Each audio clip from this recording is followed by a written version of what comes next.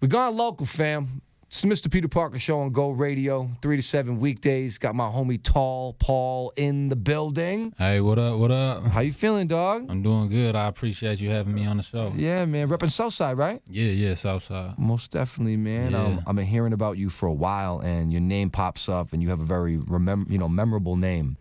And we caught that joke when Chappelle was in town, showing love like, oh, Twin Cities got all these wild rap names. Brother Ali, Tall Paul, he better be tall. Like, he did like a whole little bit about it. Yeah. That must have been kind of cool, like surreal, like that's a legend. Yeah, man, that was crazy. I just woke up that day. I know he did the show the night before. I woke up the next morning and my Twitter was cracking, and I had people clowning like, yo, it was crazy seeing Dave Chappelle on stage clowning Tall Paul, and they added me, you know what I mean? And I'm like, damn, this is wild. What's going on here? And came, you know what I'm saying? Come to find out, some people shouted out my name to him on stage, and he started clowning me, so I had to go to the show that night, went into the show and seen him on stage, and he was like, hey, shout out to Tall Paul, though. He ain't know I was in the crowd, you know what I mean? Word. But I was down there, I'm like, hey, man, I'm right here, you know what I mean? So it was wow. dope, man. He kind of like used me as a crutch for that show, you know what I'm saying? Because he just kind of did his improv thing most of the night, but he kept coming back to me and clowning, And it was easy. It was a good crutch, though, to come back, and it worked dope, every man. time. It was surreal. Did you give him a CD? Yeah, I got him a CD, Wow, that's dope, dope, bro. Yeah, it was dope. Okay, it's very, very cool. We got this new song that you shot over to us. Very cool thing, man. We've seen this year a real resurgence and almost for the first time, some real light being shed on Native American MCs here in the Twin Cities. Baby Shell's doing his thing. My man Twin City Tone, TONY's doing his thing. Then we see you coming around. Very, very cool kind of new wave that is getting a lot of respect right now. Yeah. We saw what happened with Vice, the whole documentary they shot up at the Res with Baby Shell. And we're seeing this thing. It's like, yo, this is very, very cool. I want to talk some Standing Rock stuff with you. What's going on with the natives up in North Dakota? Yeah. I want to play this song, though. You got this thing, R&B was fake. Yeah. What is this? So, growing up in the hood, growing up around the dudes, it was like nothing but dudes around me listening to the 90s rap, you know what I mean? There was no R&B in the crib, so I was just kind of like taught, that's soft, we don't listen to R&B. So, growing up, but then, I'd be kind of like secretly digging some Casey and JoJo, you know what I mean? I couldn't tell nobody that, though, But, yeah, man, so it's just a song kind of about that, but at the same time understanding that R&B ain't fake because it's baby making music and it brings people together and it brings them vibes that are very real. Yeah, vibes, so man. So it's just that's a song something. about that, Yeah, okay, let's get into it. It's Tall Paul, Go Radio. This one called R&B was fake, but it's still baby making music. Yeah. That's what it is, man. We'll be back. More with Paul coming up next. Now, I feel you, though. Like, I used to definitely get it popping to some Keith Sweat back in the day. Like, R&B was fake, but it was real to me. Yep.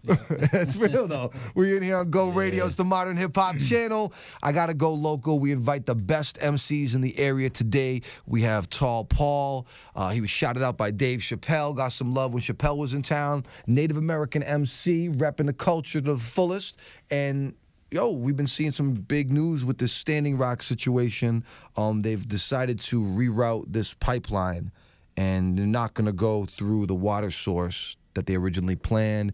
People were out there protesting for a while. Talk a little bit about the situation with the Native people up there, man. So, yeah, for anybody who don't know, people been out there protesting this pipeline since, I believe, April. They started with a very small camp, and then it just grew into what it is now, humongous. Like 10 to 20,000 people. Yes. But, yeah, a few days ago, the Army Corps of Engineers said that they weren't going to grant the last easement that company needed in order to put the pipeline through the lake, or under the lake. I think it's Lake Oahe. Yeah. So everybody was, cheering that on, like real happy about that. But then it just came like today and the past couple of days, we're coming to realize that Energy Transfer Partners, which is the pipeline company, they're saying, we don't really care basically what the Army Corps of Engineers said. We're still going to do it, you know what I mean? Like, because what I'm hearing is that there's like a $50,000 fine associated with them doing it illegally, even though the Army Corps of Engineers said they can't. Yeah, but $50,000 So I mean, is not a lot of money. That's not nothing to them, you know. Or maybe it's $50,000 a day. It's something like that. Yeah, it's But low. I mean, they're like, well, we'll bite that fee in order to make this still happen. Because I mean,